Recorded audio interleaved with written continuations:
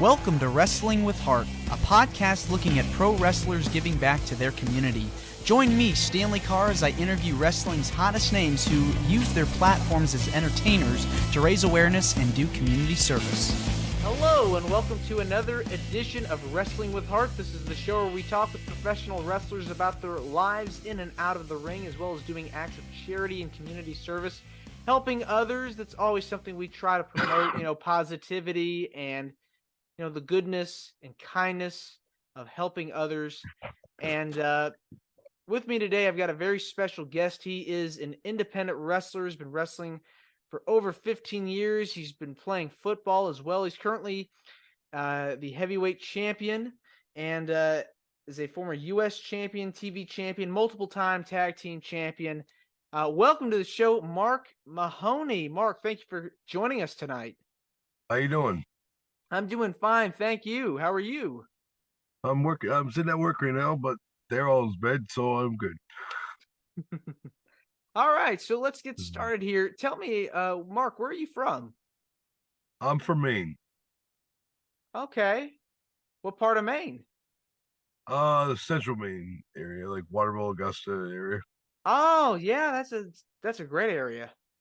Not really, but been here for a while, so it kind of gets old. Well, so tell me about your childhood and upbringing. Well, let's see. I lived with my grandmother and my aunt for a little while. Mom was a little messed up. She finally got herself straightened out when I became a teenager, so I was able to actually move back with her. I went all the way through school. I played football from the time I was 6 until I was 36. All through school, and then I retired from semi-pro when I was 36. I tried going back a couple years ago and realized I just wasn't in shape anymore for it. It body takes a toll when you play football forever. They say add was it 2 years for every year you play. So like I guess I got like a 6-year-old body for a 36-year-old with 30 years of playing football. Well, I mean, that's, 30 years is a long time, like you said, it takes a lot of wear and tear on your body. So semi-pro, I mean, tell me about some of the teams you played for. I played for contenders and pretenders, actually. I played for one team just because a bunch of guys want to play football, and we maybe won like 3 games in 4 years. But it was because the other teams didn't show up pretty much. We two of the three games we won were actually forfeits because the other team didn't show up with enough guys. So it was a win, but it wasn't really a win. To me, you don't earn the win unless you're out there sweating and tearing. Yeah, it's a lot of hard work and dedication, and it seems like you were able to put forth an effort to do that. Playing football, just like professional wrestling isn't easy, it takes that drive and that, determination to make it. And so did you think about going professional, like NFL? I wanted to play in the NFL since I was a little kid. I'm not gonna lie, but then I realized that I was the lineman size for the. I played line most of my career. I played mostly nose tackle, defensive tackle, DN, sometimes offensive line. When we needed fill-ins. I mean, I took pride in that. I never allowed a sack on my side, but in hindsight, they're they were one of the bigger guys in the offensive line, which is awesome because I rather play defense. I rather hit people than protect people. Now on offensive line, you got to protect the quarterback. On defense, you get the cream up. So, that's just. I was a nice player. I in my 30 years of playing, I probably legitimately shattered 4 helmets. Oof. Oof. I hit one guy so hard on a kickoff that my helmet split in two, and he was knocked out. Oh man, unconscious? Yeah, he was knocked out cold. And I'm Jeez. looking down at him. I gave the X for the medics, and I said he needs help.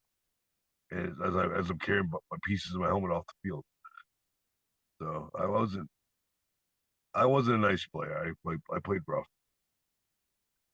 I find it fascinating about, and I talked about this with a couple of people on the podcast before about this connection between pro football players and professional wrestlers. A lot of professional wrestlers got their start playing football. When it comes to sports, like The Rock and JBL, Ron Simmons.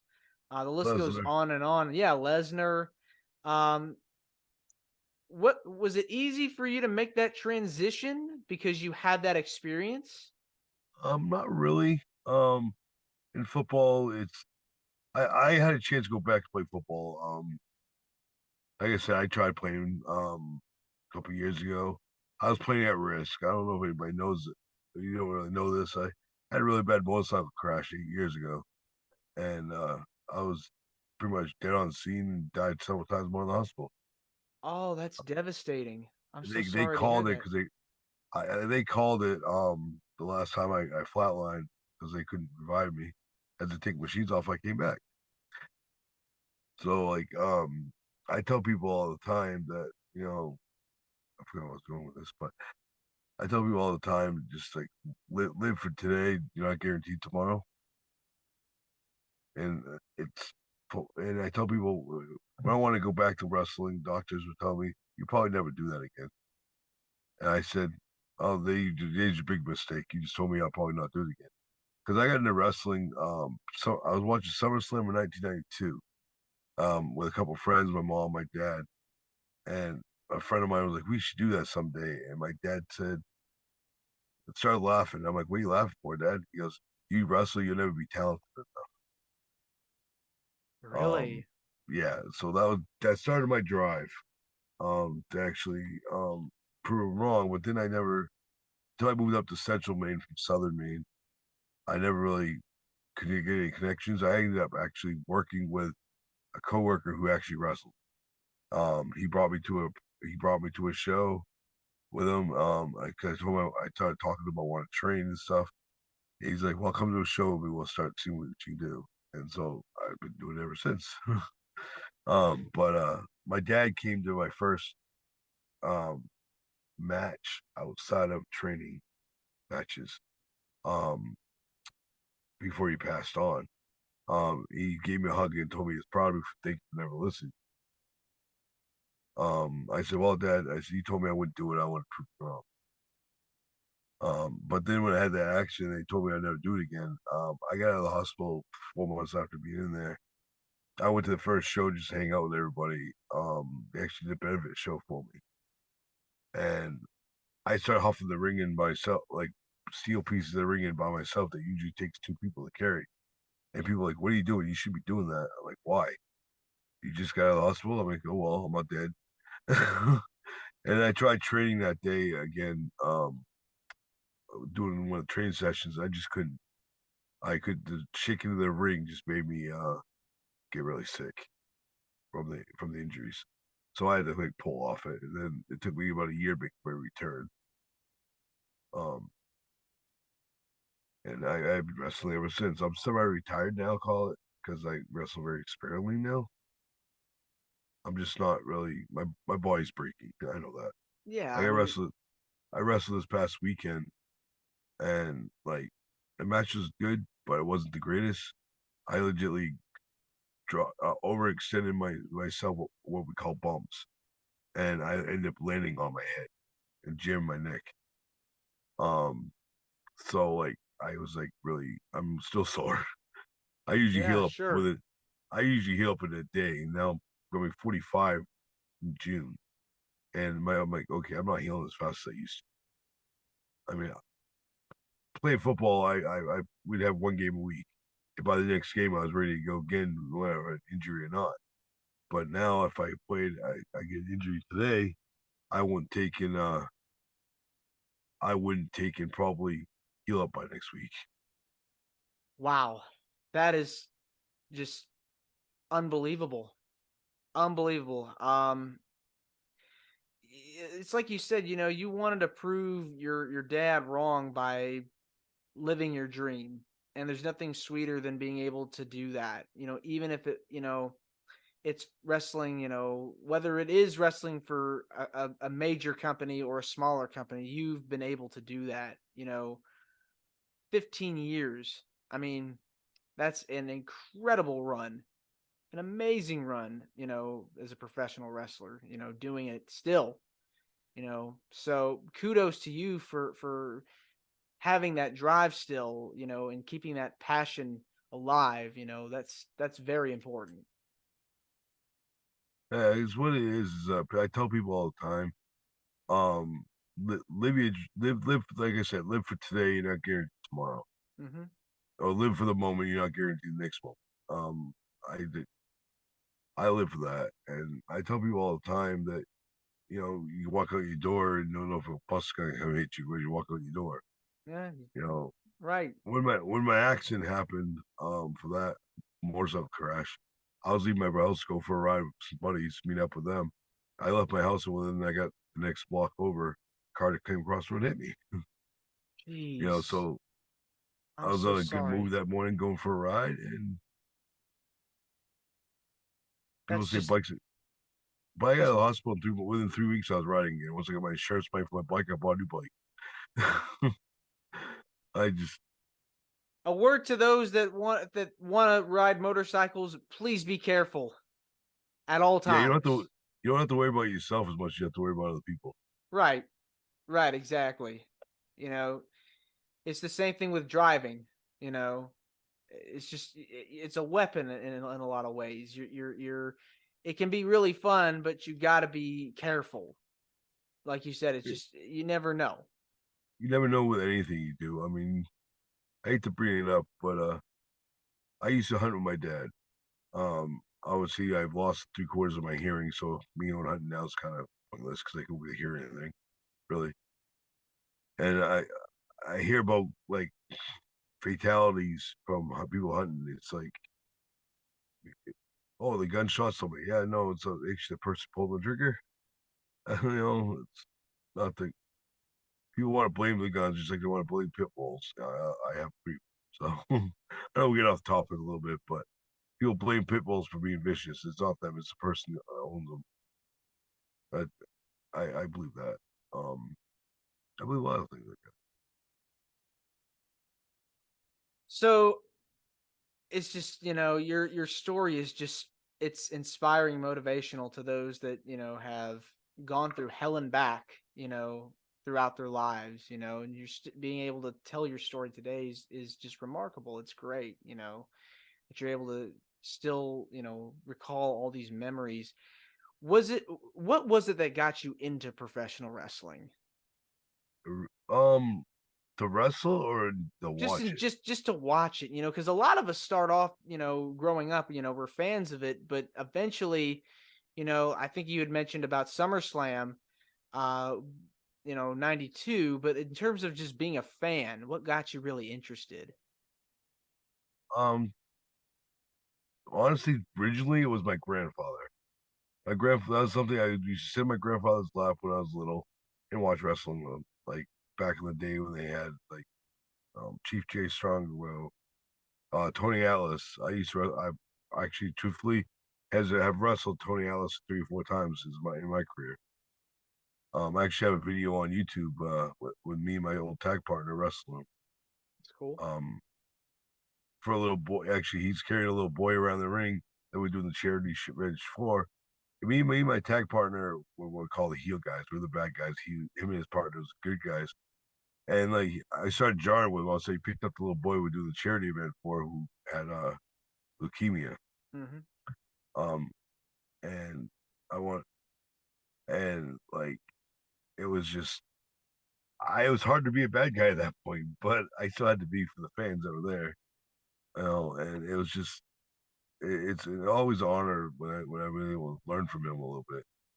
Um, he taught me quite a bit on like how to like just be a tough guy without being a tough guy. I mean, Yeah, I mean, when people know about your story and what you've been through, and you're playing the role of a villain, it's kind of hard to boo you. and I find out the thing is though, I just did a benefit show this past weekend for the suicide awareness for veterans. Hmm. prevention of suicide awareness. They have another word for it. I can't remember what it is. I just say that because it's easier to pronounce. But we did. I helped run the show. Um, and we did pretty well. The building we were able to get for it holds like 80 people. Well, it was 16 by 16 ring in the middle of the floor. So I'm guessing probably take like 20 people off that would be a full house.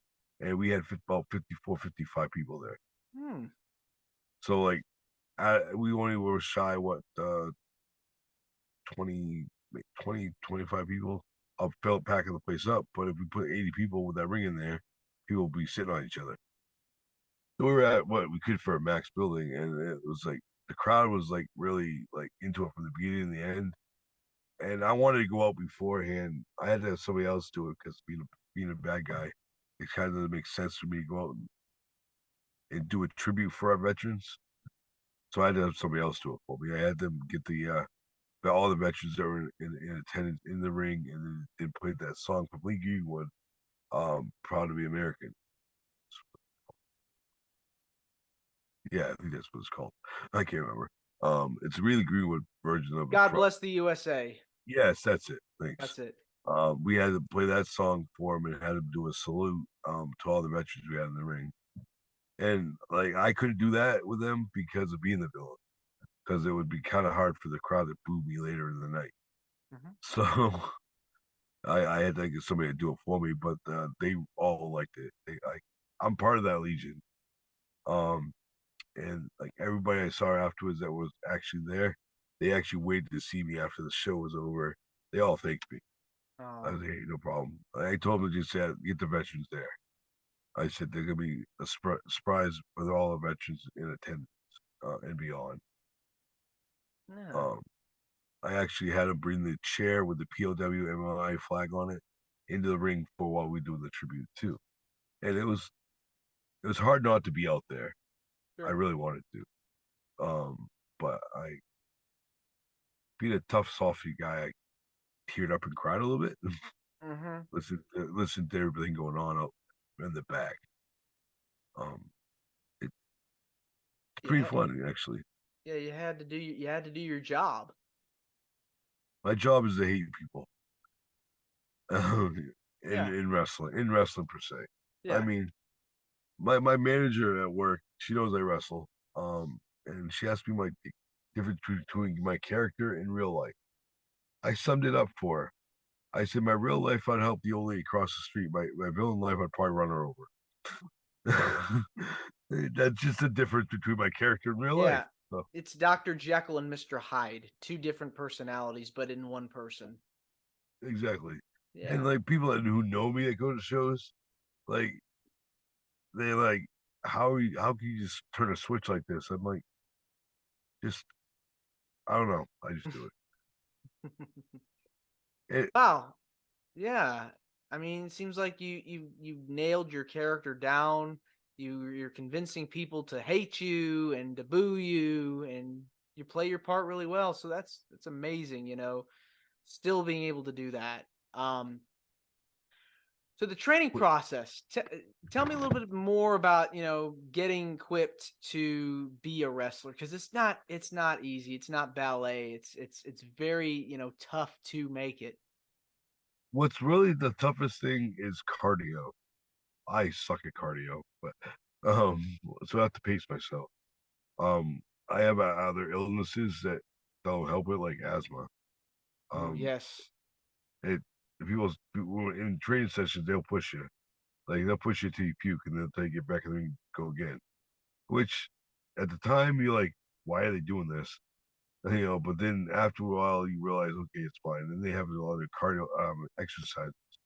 Like when I started training, we had to do what they call squats. Hmm. I could do five. Now I can do like 100 plus of them. Sure. Crunches. I do 3 sets of 75 a night at work. I have to keep myself awake while they're sleeping, so I take in. I do stuff. I work out. Um, put it this way: the year of my accident, I was at 365 plus. Now I'm at like 213. Mm. So I've like lost a lot of weight, watched what I eat, and People tell me I'm a alcoholic, but Yeah, it's important, as a wrestler to keep in shape and to stay fit. Like, what are the things you do, in terms of, staying in shape, with the exercise? Like, do you know, certain meals you have in a day or in a week? Do you stick not, to like a plan? not really. I eat whatever I crave. I mean, I love Girl Scout cookies. Like my doctor and I was talking about it today. Um, she's worried that my I'm diabetic as well. I'm not gonna lie. Hmm. Um, last appointment 3 months ago, my A1C was like almost five something, which is lower than it was. It was almost nine something. Got it down to five something.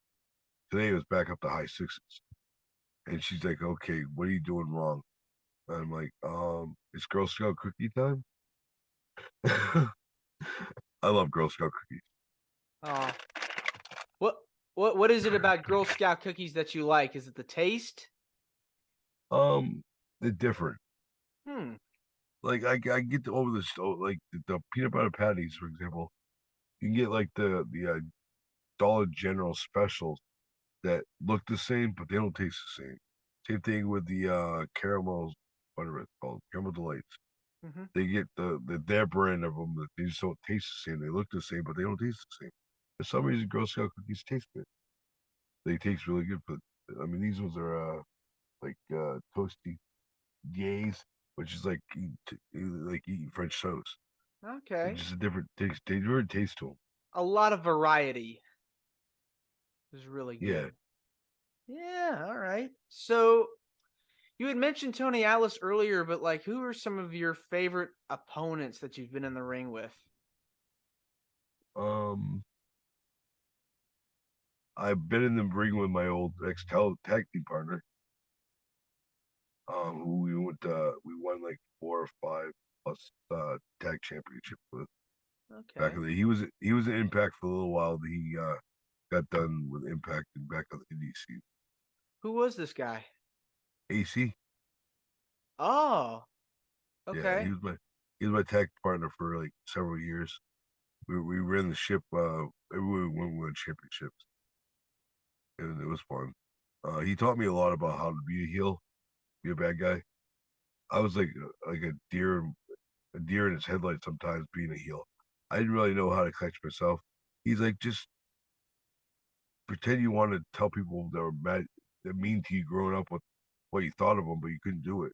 Well, get in trouble. Now you can say it and not get in trouble. So it helps. I've heard it said from several different wrestlers, that they prefer being a heel over a babyface because it's easier to get the crowd to, boo you than it is It's to a like lot you. easier. It is. Um, it's a lot easier to get them to hate you than like um back I there was one character when I came back from my crash. I was a redneck. Um, I drink one of the main drinks called Moxie. It's a really nasty, tastes like pond water. Not gonna lie, Hmm. but it's really good. I used to take one of those to the ring with me. I used to come out with a flannel shirt with sleeves cut off, with a little like a fisherman's hat on, and like reader's glasses without the lenses in them. And then camel pant, like camel shorts. Hmm. I'd actually come up to the Cotton Eye Joe song. And like, I mind you, I used to take my 13-year-old to father daughter dances, and they actually play that song there. All the kids could actually dance to the song the way it's supposed to be danced to. I couldn't, so I made my own version of it. It was a mixture between the Bushwhackers, like the little arm flopping, but then I had my own little stamp, which actually stamped to the beat of the song. And like the whole crowd was like the only time I ever got them to really fully like me as a baby was when I was that character. I get the whole crowd dancing with, you know, and that was That's hilarious. That's funny. Yeah, I mean, I in middle school they had they played that song at the dances too, so good brings back some good times. it does. It's truly fun. Like Hmm. I had fun with it. Like the Moxie would be my power up. You know how Hogan had the Hulk up. Yep, yep. Like people, I'd be taking a beating from the bad guy because I was a good guy with that character, and like my my story was that I get crawled over, I crawl myself over to where my moxie would, I'd take a swig of it, and then I was impervious to pain. And it was over with the crowd. They loved it. Yeah, I mean, the babyface gimmicks are really fun. They get the crowd hyped up. If you can do it right. Yeah, I that's the only character I can get it right with. yeah, Um, my heel one, I can get them to hate me a lot easier. sure, I mean, sure.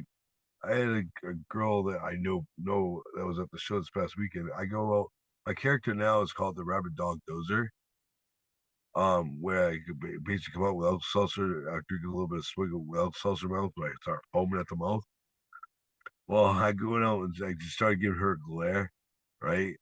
And like I just went to go a little like that, and I didn't realize I saw it out seltzer mouth and spit it right at her. Oh no. She was okay with it. I apologized to her. Like when I saw her later on, and she's like, "Hey, don't worry about it. It happens." But I still felt bad. Sure. There's things that, I feel like that could fly 20 years ago that you couldn't do now. Um, what do you feel about like some of the stuff that heels got away with back then that they can't necessarily get away with today? Do you feel like it's harder for Um, them to get over as heels because you got people cheering them? well, the thing is though, is the heel baby gimmicks aren't really what it used to be. Back in the day, you could know who the bad guy was because they would have nobody cheer them, and you could have good guys um back in the day that you knew they're good guys because everybody would cheer them. Not never would ever boo 'em. Nowadays, you have like I'll use John Cena for example. You know, he had people cheer him, but he also had people boo him. He acted like a baby, a good guy. The crowd decide who they want to cheer for. If they want to cheer for you, they're gonna cheer for you. You can tell them you tell them you can say what you want for negative stuff to them. They still want to cheer for you. They're gonna cheer for you. Right. But if you back in the day, you didn't have to say all this nasty stuff to get people to force them to hate you. Right. It's kind of what And they call. nowadays you have. I mean, I don't say a lot of nasty stuff. My biggest thing I say is I don't come out with calling people cows. I tell them, I just say, look at people and just look, and they start booing me. I tell them, I said, geez, you're saying that wrong. It's supposed to be a move instead of boo. Or something like, well, they let you out of the pasture today. I'm not directly calling them that. Back in the day, you had to like force people to hate you. Now they're Right. just like, now that people decide they want to love you or hate you. Yeah, it's like the crowd's kind of got the finger on the pulse of you know, what the powers that be are trying to do. Yeah. Then nowadays, like back when Hogan was the baby back in his younger years, back way back when he was champion forever, people knew to cheer for him. Like, but then like you had trying to think of somebody back then. They actually had like say stuff to force people to hate him. The Iron I can't. Sheik, Yes, that's it. That was one of them. There's like a couple guys that had to like actually say. You had Freddie Sergeant Blassie. Slaughter. So yeah. Yeah. So you had Sergeant Slaughter back in the day when he was in the Iraq gimmick, Hmm. back in the Iraq War days. Yep. Yeah, that was his way of forcing people to hate it. Even though I really still liked him, but I mean, I always like the heels and the babies. Like I just pick up if I like the guy's character or not. I base if I like something if I character. Right. You know, I've always liked nature, uh, Ric Flair. For what reason I don't know because his character wasn't really much flashy. Probably because I like his rope. I don't. Very flamboyant. Very, he was a man's man. He was, world champion. Multi-time world champion. Just Six, had that 16 times. swagger. Yeah, yeah, yeah. Um, this meeting's going to end soon. We're going to get another link up here in a second, but we'll talk more about your charity work and stuff that you've done outside of the ring. So I do a lot of that stuff. Actually, there's something else I am besides a wrestler and former football player. I'm actually also an ordained minister. oh, really? Yeah, and like real quick thing, when I was laying in the hospital bed, this lady comes to see me after I woke up from my coma. She had to say, I almost died. I'm like, yeah. She was, are you afraid of dying? I'm like, no. She goes, what are you worried about dying for? I said, I will be there for my kids. She goes, why aren't you afraid of dying? I said, because I know where I'm going. And she's like, well, you know, this person comes and sees me when I took in, woke up from my coma. She's understand you almost died. I'm like, yes, ma'am. She's like, are you afraid of dying? I'm like, no. She's why aren't you afraid of dying? I said, because I know where I'm going. And her comment after that was like, but you're a biker. I really don't understand what that has to do with belief, but she thought of it. I had to ask her to leave because she was upset. Hmm. And it was that path that persuaded you to become a minister? No, actually, the story on that one was that a friend had called me one day and she asked me, she goes, will you marry me? Okay, at the time I had a fiance, she had a fiance. So I'm like, I don't think my fiance or fiance will like that. And she's like, well, no, will you marry us? I'm like, what are you talking about? And she's like, will you get ordained so you can marry us? I'm like, how you do that? She's like, I don't know. So I'm not trying to get too religious, but I prayed to my Lord, show me how to become an ordained minister. Next day I woke up on Facebook and have you ever been asked by a friend to marry them? This is how you become ordained. So I got ordained. Hmm. Very cool. It's very fascinating. What are some of like your favorite parts about being a minister? Um, sharing the word. If I don't know the word, I'll look it up. Um, I have people all the time tell me that it's challenging. I get a lot of riffs about it. I actually have my own minister page on Facebook. Hmm. They're called Devotion Ministries. Very cool. Very nice. Um, I'd imagine, you had to get licensed too. Explain that process. Basically, I just had to not really take a course. The way I did it was the site that they gave me to look up. I just go in there and fill out the information, fill out what my beliefs are, and they issue me a license for it. I actually have it somewhere right Oh, here. oh wow, okay. So it just seems very easy peasy. You're just kind of, you fill out something and it's over. Yeah. Okay. All right. Talk about some of the fundraisers or organizations you've worked with in terms of charity, in terms of charity or any type of community service that you've done while working with this ministry or in wrestling. In wrestling's easy. I've done a lot with wrestling.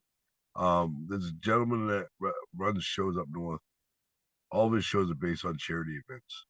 Um, we did a show for that little boy I told you about with cancer and Mm-hmm. leukemia. Um, I actually wrestled him that night.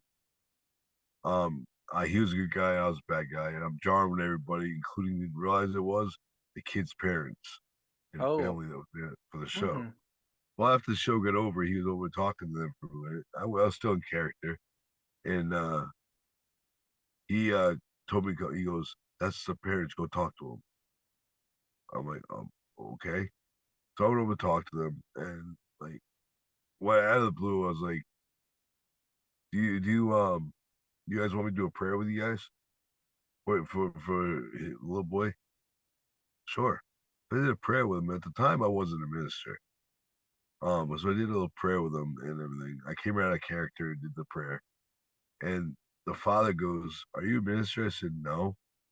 He goes, "Well, that prayer was as good as I could do, and I am a minister up here." And I was Wow. like, "Well," I was like, "Well, okay." But But one of the things that one of the things that I asked in one of my prayers after my accident, I said, "Well, why'd you save me? Give me a sign." Well, I waited a couple of days. I woke up in my bed. I had a little note, piece of paper on my nightstand. It was like, "Go pray for the sick, heal the sick. Go pray and heal the sick." And like, I thought it was like my girlfriend at the time played jokes on me. I said, "Why'd you write this note to me and put it on my bed?" Because she's not a believer like me. She goes, "There's nothing on that paper. I don't know what you're seeing." She goes, "You've been hitting the head one too many times." No, this is what it said. And she's like, "There's nothing on that paper," and I could see it clearly in the day. Um, so I set the paper down on my nightstand that night. Went to bed. Woke up the next morning, and it was blank. That was his message to me. Um, so like I just started doing like a lot of like stuff for like going to pray for people. Like I went and I I prayed for that little boy, and that was like several years ago. It was like Hmm. 4 or 5 years ago. We did that show for him. And then I did that prayer afterwards. And like I went to a pig roast last summer up in the same area we did that show at. All of a sudden, this girl runs up to me and goes, "I know you." I'm like, "Good, because I don't know you. I'm not from around here." She goes, "No." She goes, "You guys did a show for my son who was really sick and stuff like that. You prayed with me and the family afterwards for for him." I'm like, and then I said the boy's name, and she's like, "Yeah, him." I'm like, "How's he doing?" She goes, "Full remission." Oh man. I'm like, "Well," I said, "The Lord, I told you Lord will watch over him." And she's like, "Your prayer helped." She goes, "Thank you." And it's like it was like an honor to hear that news. And that's what I do. I mean, people, there's one thing that makes me drive to wrestle is smile at the kids. Yeah. I mean, You know, that's it's a very heartwarming story, very touching. Uh, Especially for that little boy that you know, that went through that, and he's, doing so much better now. that's So he's really, in full remission. And the last time I talked, actually, I have it on Facebook now. He's still in remission to this day. I'm like, "Well," I said, "I told you he'll Lord will keep him safe." And she was, "Yep, thank you." And they aw, thanked me, I don't know how many times that night that pig roast they would do. wow, Like I didn't even recognize her at all. Um, and she recognized me and came right up to me. sure, yeah. I mean, that's inspiring. It means a lot. For doing, such a charitable act, and helping the kid and the family, and it's great to see that he's in a much better place now. You know, And the it. other things I do, I don't wrestle all the time at charity events. Like I'm going to one Friday. I have two wrestling rings. I rent them out for other shows. Hmm. Um, the promoter is doing a charity event for his high school's project graduation. Um, and I'm taking it in. I'm going to. I'm donating. I say I'm donating the ring, but I usually charge one price for regular shows. For charity events, I drop it in half. I mean, Hmm. I got to still obviously afford to be able to get it there and get it home, plus my Hmm. time. Yeah. Why do you feel very passionate about helping people? Um, I don't really know. Like my work is the same thing. I take care of people with ID, intellectual disabled people, and I've done it like the last 16 years. Um, and people ask me, "Why do you like the work?" I'm like, "Because I'm helping people get paid for it." You know, it's not really the money aspect of it. When I was that interview at this agency 7 years ago, they asked me what I liked about the work. I said, take care of people. If I could do it for nothing, I would. But obviously, I have to have money to survive. And you feel, you feel like it's rewarding to give back to your community? Oh, sure. Like the 4th of July after I got out of the hospital from my crash, um, this guy runs up to me and starts hugging me, and I'm like, "Get off me!" He goes, "Thank you." I'm like, "Thank you for what?" He goes, "Helping me out, believing in me." I'm like, "What are you talking about?" Come to find out, it was one of my clients I had in work that he had goals he set for himself, and a lot of people didn't think he'd ever achieve them, including himself. And I told him, I said one day, I said, "Look, I'm gonna tell you, one day you achieve your goals. Only one's gonna help you achieve your goals is yourself. Believe that you can achieve your goals, you get it." And he saw me. He was like one of my first clients when I got in the field of working about 16 years ago. So it was about 8 years after I worked with him. He remembered who I was. Um, and I didn't remember who he was, Hmm. you know, but he remembered who I was. And all his goals that I worked on told me his goals that he wanted to work on that wasn't part of his goal plan. And I told him, I said, "Look, you'll achieve those." I said, "You're the one to stop you from doing that." But he Yeah. still, I saw him that day, think is my inspiration helped him be achieve those goals. Yeah, those are very inspirational stories, just this is what we preach here on the show, no pun intended, positivity. And that's something that we want to encourage people to, that listen to this podcast, do something nice for others. Kindness can go a long way. And Mark, I just want to say thank you for coming on here and talking with me. It means a lot to me and my listeners here, viewers checking out the show. Where can people find you on social media? And if there's anything you want to plug, feel free to plug it. I have a Mark Mahoney page, Facebook page. I also have, what's that? I have my devotion ministries page on Facebook.